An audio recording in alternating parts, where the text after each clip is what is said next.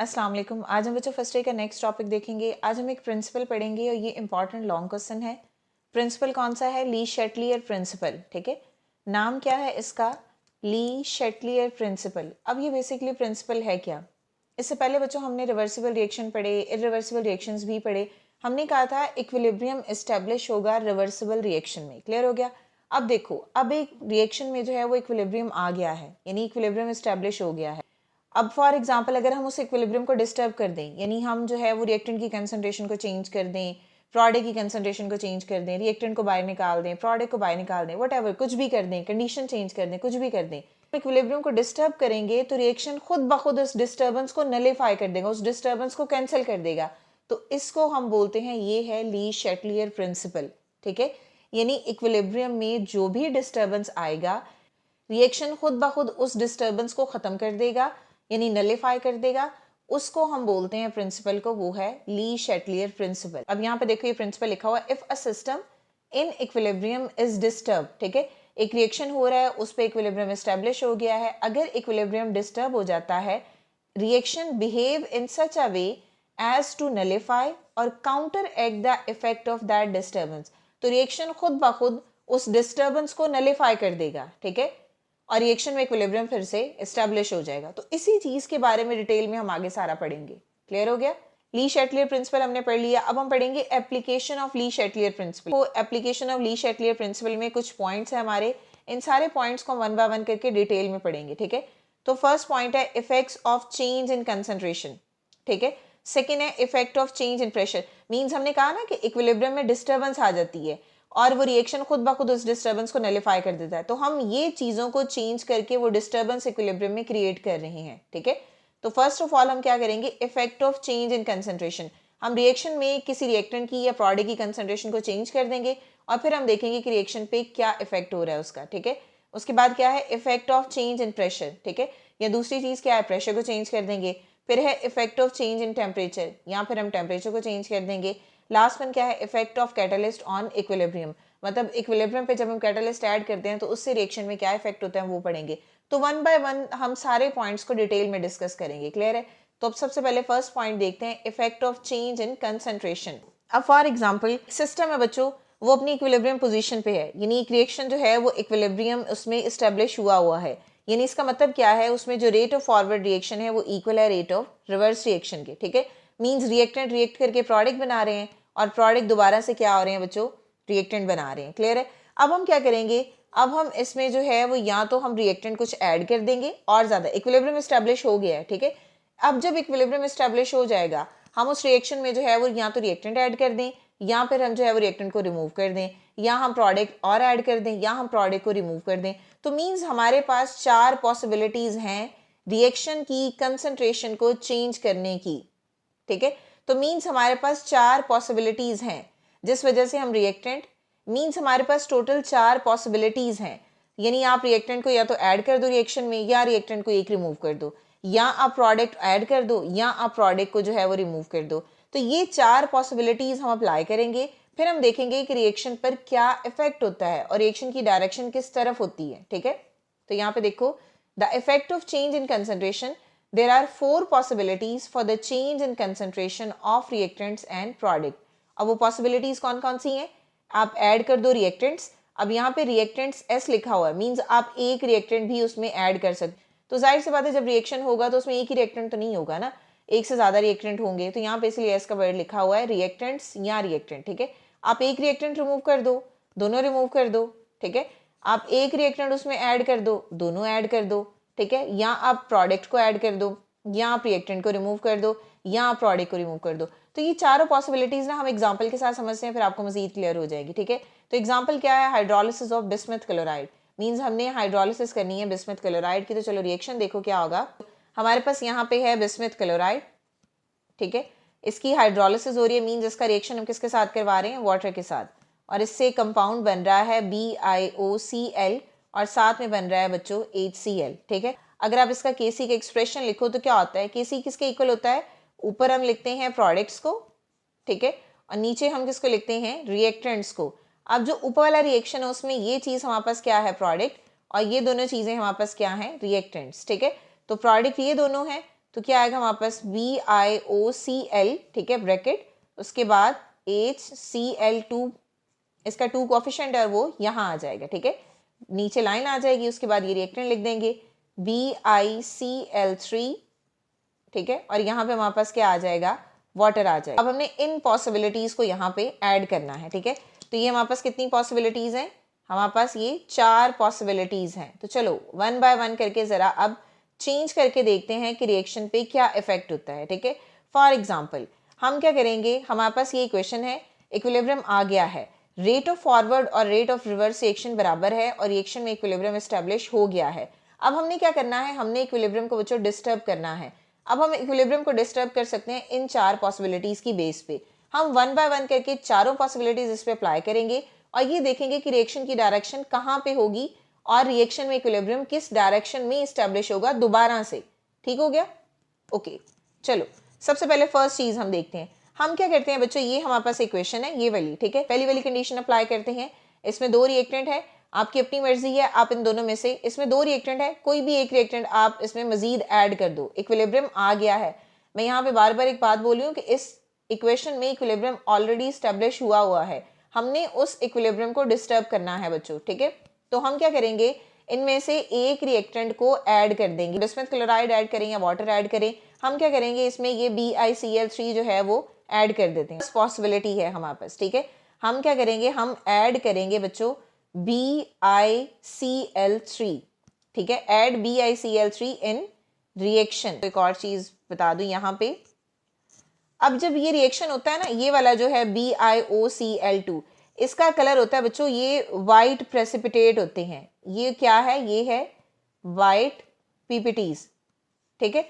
अब हमें कैसे पता चल रहा है कि रिएक्शन जो है वो फॉरवर्ड जाएगा, ये रिएक्शन रिवर्स जाएगा, तो जब भी बिस्मुथ क्लोराइड वाटर के साथ रिएक्शन करता है ना, ये वाला कंपाउंड बनता है। अब अपेरेंटली क्या होगा कि उस कंपाउंड का, उस सोल्यूशन का जो कलर है ना वो व्हाइट हो जाएगा, यानी दूधिया सा कलर हो जाएगा, तो इसका मतलब है व्हाइट PPTs बने हैं, मींस यहाँ पे प्रोडक्शन ऑफ BiOCl ज्यादा है, रिएक्शन जो है वो फॉरवर्ड होगा, ठीक है। उसके बाद क्या होगा कि कुछ टाइम के बाद वो जो व्हाइट PPTs हैं वो डिसअपेयर होना शुरू हो जाएंगे, इसका मतलब है कि अब BiOCl दोबारा से डिकम्पोज होके बिस्मुथ क्लोराइड बना रहा है और रिएक्शन की डायरेक्शन क्या होगी, रिवर्स होगी, ठीक है। फिर एक टाइम ऐसा आएगा जब यहाँ पे इक्विलिब्रियम एस्टेब्लिश हो जाएगा, क्लियर है। तो ये हमारे पास ये जो व्हाइट PPTs हैं ये बेसिकली इसकी फिजिकल प्रॉपर्टीज हैं जो आप रिएक्शन को देख के बता सकते हैं कि रिएक्शन की डायरेक्शन किस तरफ हो रही है, ठीक हो गया। अब हमने क्या करना है, इस इक्विलिब्रियम को डिस्टर्ब करना है, हम क्या करेंगे, हमने इसमें बिस्मुथ क्लोराइड को जो है वो और ज्यादा ऐड कर दिया, क्लियर है। जब हमने बच्चों इसमें बिस्मुथ क्लोराइड को ऐड किया तो मींस रिएक्टेंट ज्यादा हो गया, जब रिएक्टेंट ज्यादा होगा तो रिएक्टेंट ने कन्वर्ट किस में होना है, प्रोडक्ट में। It means that formation of white precipitate क्या होंगे, बढ़ जाएंगे, उस सॉल्यूशन का कलर जो है वो और ज्यादा मिल्की हो जाएगा। और जो इस चीज की आइडेंटिफिकेशन है कि हमारे पास रिएक्शन जो है वो फॉरवर्ड डायरेक्शन में है, ठीक है, फॉरवर्ड में क्योंकि जो प्रोडक्ट बन रहा है वो व्हाइट PPTs में है, क्लियर हो गया। तो मींस जब आप बिस्मुथ क्लोराइड को ऐड करोगे तो सोल्यूशन आपके पास क्या होगा, सोल्यूशन जो है वो क्लाउडी हो जाएगा, जो भी सोल्यूशन होगा वो क्या हो जाएगा बच्चों, क्लाउडी हो जाएगा, ठीक है। क्लाउडी मीन क्या होंगे, इसमें जो व्हाइट PPTs हैं वो ज्यादा बनना शुरू हो जाएंगे, इसका मतलब है कि क्या होगा, मोर BiOCl इज प्रोड्यूस, इसमें ये जो है वो ज्यादा से ज्यादा बनना शुरू हो जाएगा।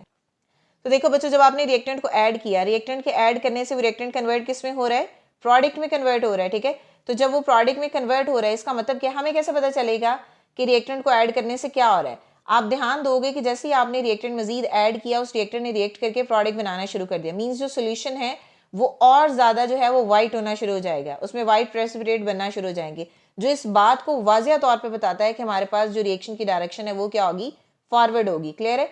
तो जब आप रिएक्टेंट को ऐड करोगे तो रिएक्शन की डायरेक्शन क्या होगी, फॉरवर्ड रिएक्शन होगा, क्या होगा, फॉरवर्ड डायरेक्शन में होगा। टाइम ऐसा आएगा कि दोनों की कंसंट्रेशन बराबर हो जाएगी, यानी रिएक्शन मिक्सर में ये वाला व्हाइट प्रेसिपिटेट वाला कंपाउंड भी होगा और रिएक्शन मिक्सर में BiCl3 भी होगा। तो इसका मतलब है कि फिर इस केस में इक्विलिब्रियम दोबारा से री एस्टैब्लिश हो जाएगा, फॉरवर्ड डायरेक्शन में होगा। एक चीज बच्चों आपने याद रखनी है, ये जो effect of change in concentration है ये आपको इक्विलिब्रियम की पोजीशन के बारे में इंफॉर्मेशन देता है, बट Kc रिमेन कांस्टेंट रहेगा। इसका मतलब क्या है, मतलब इसका ये है कि जब इक्वेशन में यहाँ पे इक्विलिब्रियम एस्टेब्लिश हुआ था, इसकी कुछ वैल्यू यहाँ पे थी, ठीक है। आपने क्या किया कि इस इक्विलिब्रियम को डिस्टर्ब किया, डिस्टर्ब करने के लिए आपने उसमें रिएक्टेंट को ऐड किया, रिएक्टेंट को ऐड किया, रिएक्टेंट ज़्यादा हुए जिस वजह से रिएक्टेंट ने दोबारा से रिएक्ट करके प्रोडक्ट बनाना शुरू कर दिया, मीन्स हमारे पास वाइट प्रेसिपिटेट जो है वो ज़्यादा बनना शुरू हो गए, जो इस चीज़ की आइडेंटिफिकेशन थी कि रिएक्शन जो है वो फॉरवर्ड डायरेक्शन में जाएगा। ठीक है, फिर एक टाइम ऐसा आएगा कि दोनों के रेट जो है वो बराबर हो जाएंगे, तो उस कंडीशन में इक्विलिब्रियम जो है वो दोबारा से रीस्टेब्लिश हो जाएगा।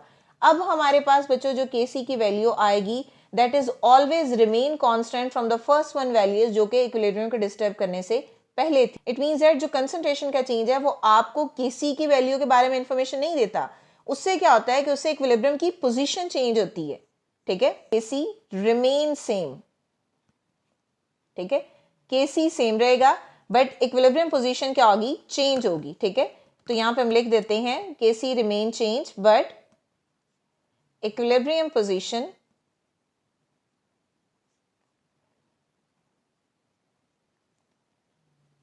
Has changed. ठीक है, ये चेंज होगी। एक कंडीशन हमारे पास ये आ गई। अब हम क्या करेंगे बच्चों, यहां पे देखो बाकी भी तो फैक्टर्स लिखे हुए हैं। अब यहां पे हम क्या करेंगे, हम ऐड करेंगे, एडिंग प्रोडक्ट। ठीक है, तो हम प्रोडक्ट ऐड कर देते हैं। प्रोडक्ट हमारे पास ये दो हैं, BiOCl, यहाँ पे HCl, तो दोनों में से कोई भी एक चेंज कर दो। ठीक है, तो हम क्या करेंगे, हम यहाँ पे प्रोडक्ट ऐड करेंगे। ठीक है, अब हम क्या करेंगे, हम ऐड करेंगे BiOCl या फिर HCl, कोई भी ऐड कर दो। ठीक है, जब हम ये चीजें ऐड करेंगे तो इट मींस दैट इक्विलिब्रियम दोबारा से डिस्टर्ब हो जाएगा। यहाँ पे जो रिएक्शन में इक्विलिब्रियम एस्टेब्लिश था वो अगेन डिस्टर्ब हो गया, बिकॉज हमने प्रोडक्ट की कंसंट्रेशन को क्या कर दिया, ऐड कर दिया। ठीक है, जब इसमें बच्चों BiOCl जो है वो ज्यादा होगा तो इट मींस दैट रिएक्शन जो है वो रिवर्स डायरेक्शन में शुरू होना शुरू हो जाएगा। ठीक है, क्यों, क्योंकि रिएक्शन ने इक्विलिब्रियम को स्टेब्लिश करना है, और अगर उसने इक्विलिब्रियम में आना है तो उसको दोनों तरह के रेट बराबर करना पड़ेंगे ना। दोनों तरह के रेट बराबर करने का मकसद क्या है कि जो प्रोडक्ट हमने ज्यादा ऐड किया है वो प्रोडक्ट दोबारा से रिएक्टेंट बनाना शुरू कर दे, यानी ये प्रोडक्ट दोबारा से रिएक्टेंट में आ जाए। तो यहां से जब ये यहां जाएगा तो हमारे पास डायरेक्शन क्या होगी, रिवर्स होगी। और हमें ये अपेरेंटली नजर भी आएगा कि प्रोडक्ट में जो पहले व्हाइट प्रेसिपिटेट बने हुए थे, जो एक क्लाउडी सा सोल्यूशन था, वो आहिस्ता आहिस्ता क्लाउडीनेस जो है वो खत्म होती जाएगी। क्लाउडीनेस के खत्म होने का मतलब बच्चों क्या है कि हमारे पास जो BiCl3 है वो ज्यादा बनना शुरू हो गया है। ठीक है, तो जब हम ऐड करेंगे BiOCl, जब हम कोई भी प्रोडक्ट बच्चों ऐड करेंगे तो रिएक्शन कहां पे जाएगा, रिवर्स डायरेक्शन में चला जाएगा। ठीक है, तो यहां पे क्या होगा, रिएक्शन रिवर्स डायरेक्शन में जाएगा।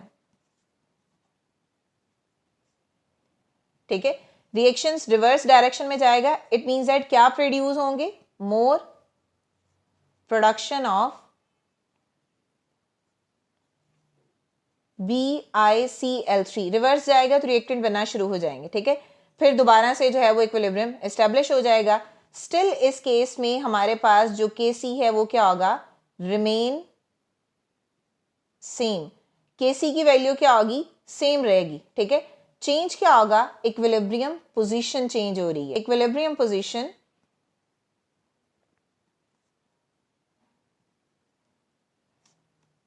चेंज। ठीक है, अब आप थर्ड पे क्या करो, अब आप रिमूव करो, रिमूविंग रिएक्टेंट्स। ठीक है, अब आप रिएक्टेंट्स को रिमूव कर दो।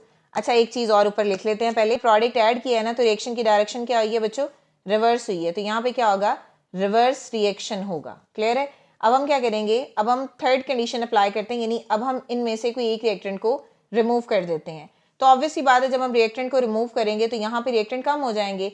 इस रिएक्टेंट की कंसंट्रेशन को पूरा करने के लिए यहाँ से जो प्रोडक्ट है वो वापस आना शुरू कर देंगे। ठीक है, तो डायरेक्शन क्या होगी, रिवर्स होगी। क्लियर हो गया, तो अब यहाँ पे देखो थर्ड में हमने क्या किया, हमने रिएक्टेंट्स को जो है वो रिमूव करना है। ठीक है, तो यहाँ पे क्या है, रिएक्टेंट्स हैं,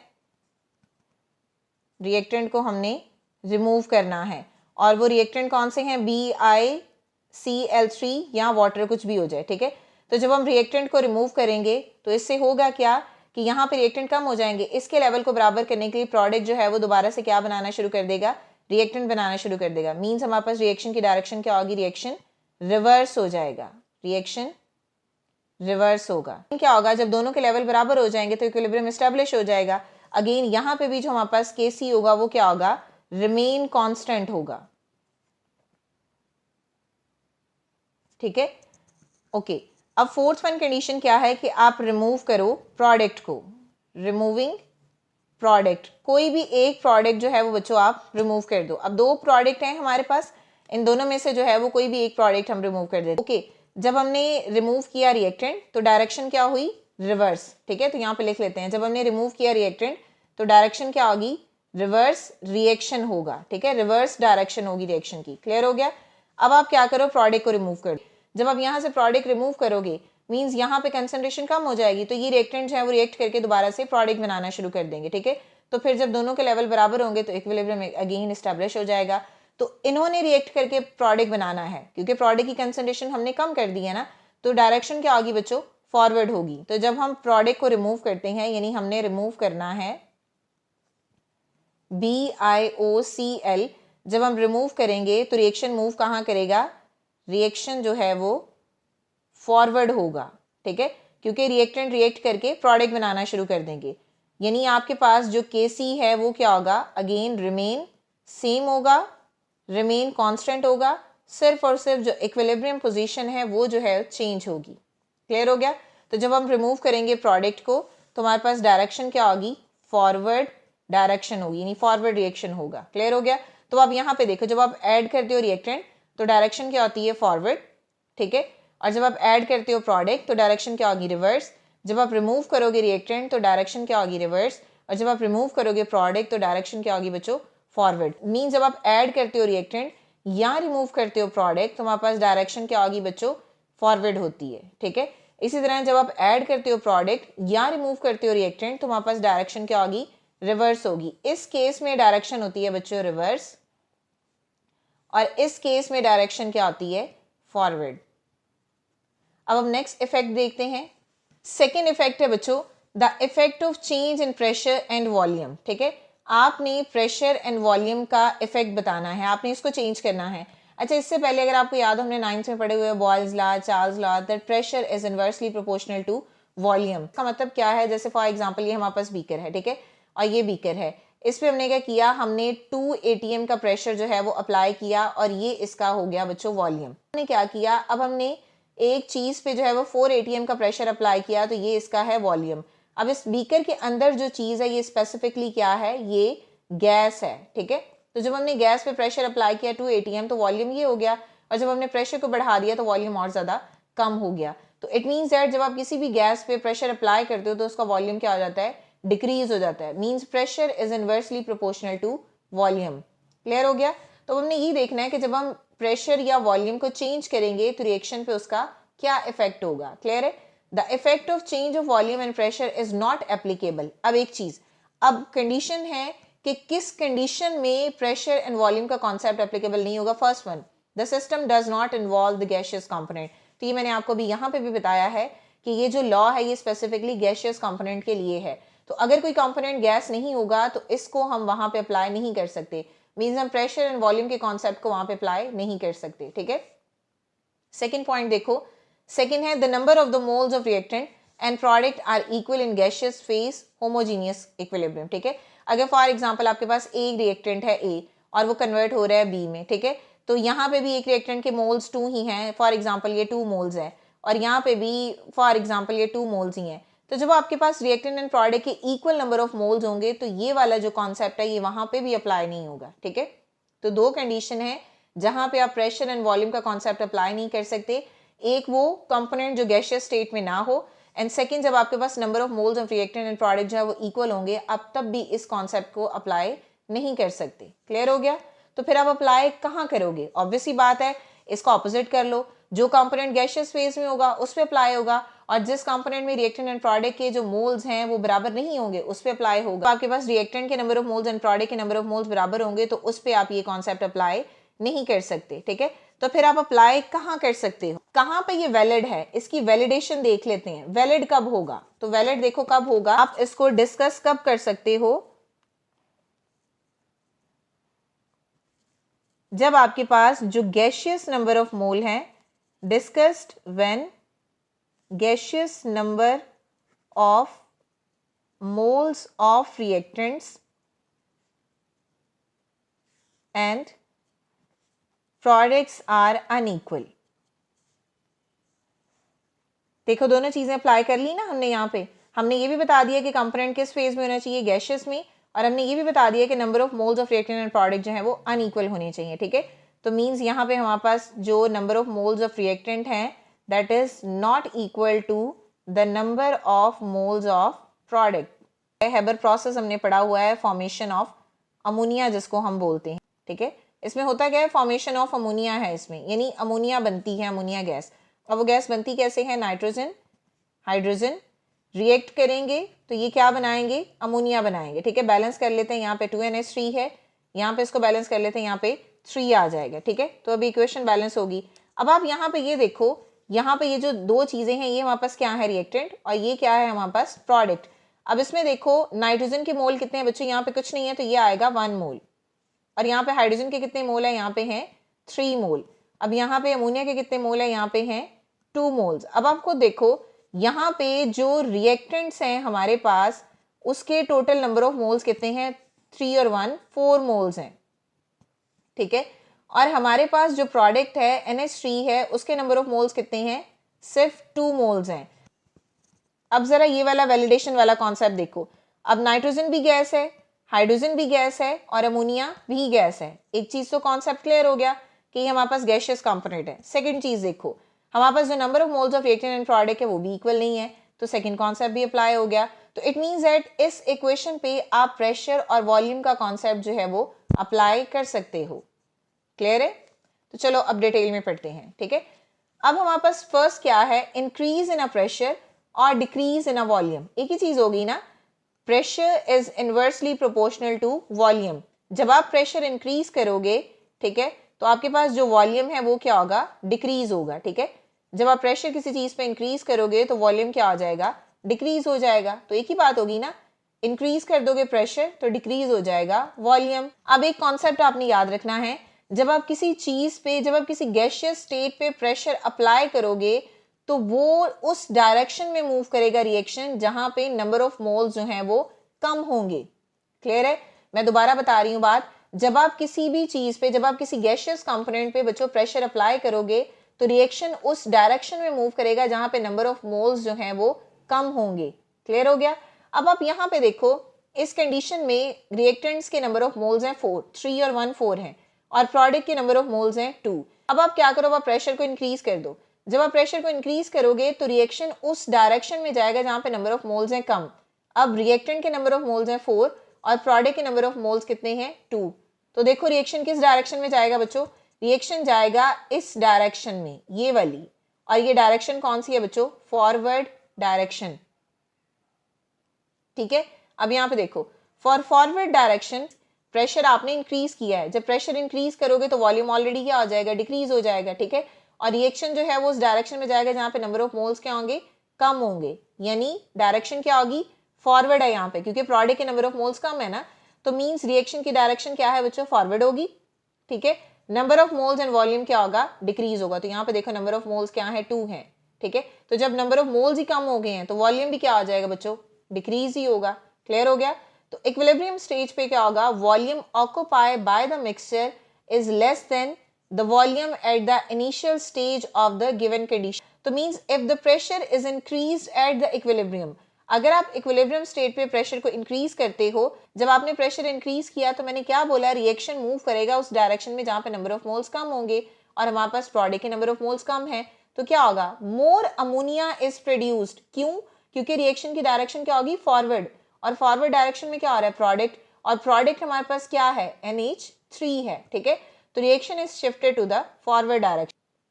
तो सिंपल आपने ये याद रखना है कि जब आप प्रेशर इंक्रीज करोगे, प्रेशर के इंक्रीज करने पर रिएक्शन उस डायरेक्शन में जाता है जहां पे नंबर ऑफ मोल्स कम होंगे, और इस केस में नंबर ऑफ मोल्स प्रोडक्ट के कम है, तो इसलिए रिएक्शन की डायरेक्शन क्या होगी बच्चों, फॉरवर्ड होगी। क्लियर हो गया? अब सेकंड में आपने क्या करना है, आपने प्रेशर को डिक्रीज करना। Pressure is inversely proportional to volume, तो मींस जब आप प्रेशर को डिक्रीज करोगे तो वॉल्यूम क्या आ जाएगा बच्चों, इंक्रीज होगा। तो जो ऊपर कॉन्सेप्ट पड़ा उससे ऑपोजिट कॉन्सेप्ट अब नीचे होगा, ठीक है।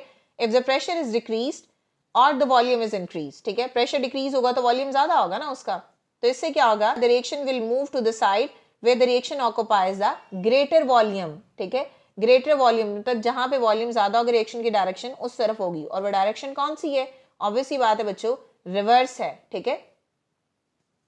Ammonia synthesis is shifted to the reverse direction. Clear हो गया? तो ये हमारे पास कॉन्सेप्ट है कि जब आप प्रेशर को इंक्रीज या डिक्रीज करते हो, रिएक्शन की डायरेक्शन किस तरफ होगी। क्लियर है? आई होप कि आपको क्लियर हो गया होगा। अगर स्टिल बच्चों कोई भी क्वेश्चन है तो आप कमेंट कर सकते हैं। नेक्स्ट वीडियो तक के लिए अल्लाह हाफिज। इसके बच्चे 2 रिमेनिंग पार्ट अभी भी रहते हैं, effects of change in temperature and catalyst, उसको हम नेक्स्ट वीडियो में देखेंगे। आई होप कि आपको क्लियर हो गया होगा। अगर स्टिल कोई भी क्वेश्चन है तो आप कमेंट कर सकते हैं। नेक्स्ट वीडियो तक के लिए अल्लाह हाफिज।